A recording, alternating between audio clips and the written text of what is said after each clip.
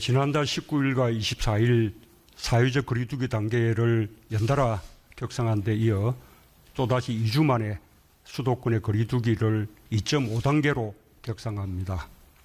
그동안의 거리두기 단계 격상과 방역 강화 조치의 성과로는 코로나 확산세를 꺾지 못하고 있다는 판단에 따른 것입니다. 방역 조치의 강화에도 불구하고 코로나 확산세를 꺾지 못하고 다시 단계를 격상함으로써 국민들께 더 큰 부담과 불편을 드리게 되어 매우 송구하고 무거운 마음입니다. 우리는 여러 차례 코로나 확산의 위기를 극복해 왔지만 지금이 어느 때보다 심각한 위기 상황입니다. 보이지 않는 감염과 전파가 일상의 공간에서 빠르게 퍼져나가고 있고 감염 경로를 파악하기 어려운 확진자도 늘고 있습니다. 현재의 증가 추세가 지속될 경우 병상과 의료인력 등 의료 체계의 부담이 가중될 것을 염려하지 않을 수 없습니다. 조속히 코로나 확산의 고리를 차단하지 못하고 걷잡을 수 없는 전국적 대유행 상황으로 치닫게 된다면 국민 안전과 민생에 심대한 타격이 될 수밖에 없습니다. 정부는 백신과 치료제가 사용될 때까지 코로나 확산세를 차단할 수 있는 마지막 고비라고 인식하고 비상한 각오로 방역에 총력을 기울이겠습니다. 국민들께도 강화된 방역 수칙을 지켜주실 것을 다시 한번 당부드리지 않을 수 없습니다. 일상적인 생활 공간 속에서 알지 못하는 사이에 전파되고 있기 때문에 국민 한 사람 한 사람의 자발적인 실천이 특히 절실한 때입니다.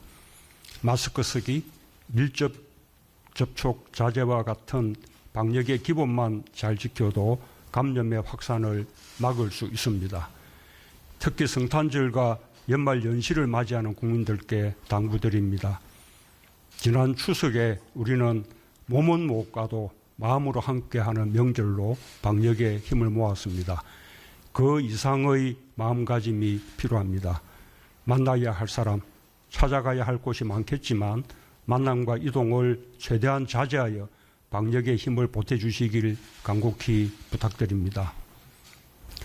코로나로 시작하여 코로나로 끝나는 참으로 고단한 한 해입니다.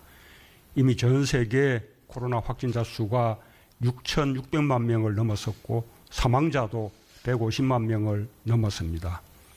우리나라는 세계적 대유행 속에서도 방역에서 모범이 되어 왔습니다.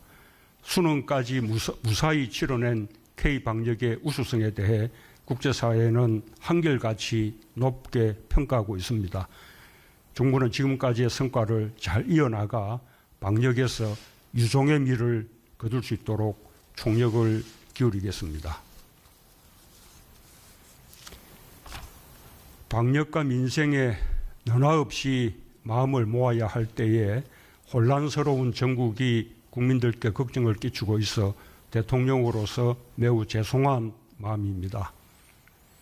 한편으로 지금의 혼란이 오래가지 않고 민주주의와 개혁을 위한 마지막 진통이 되기를 간절히 바라고 있습니다. 민주적 절차와 과정을 통해 문제가 해결되어 나간다면 우리의 민주주의는 보다 굳건해질 것입니다. 우리나라는 경제뿐 아니라 민주주의와 인권, 방역과 보건의료, 문화 역량, 외교적 위상 등 소프트 파워에서도 빠르게 강국으로 발전하고 있습니다. 올해 코로나 방역 과정에서 우리가 얻은 것이 있다면 바로 그것입니다. 까마득히 앞서 있는 것처럼 보였고 우리의 먼 미래처럼 보였던 나라들에 비해 우리가 크게 뒤지지 않으며 오히려 우리가 앞서가고 모범이 되는 분야들도 있다는 사실을 우리는 알게 되었고 자긍심을 가지게 되었습니다. 위대한 촛불혁명을 거치면서 더욱 성장한 한국의 민주주의도 오랫동안 해결하지 못했던 마지막 숙제를 풀어내는 단계로 나아가고 있습니다.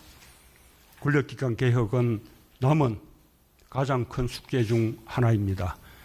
저는 취임사에서 권력기관을 정치로부터 완전히 독립시키고 그 어떤 기관도 무소불위의 권력을 행사할 수 없도록 견제 장치를 만들겠다고 국민들께 약속했습니다.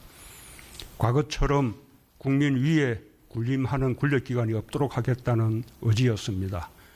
모든 권력은 국민으로부터 나온다는 헌법 정신에 입각하여 우리 정부는 많은 우여곡절을 겪으면서도 권력기관 개혁에 흔들림 없이 매진하였습니다.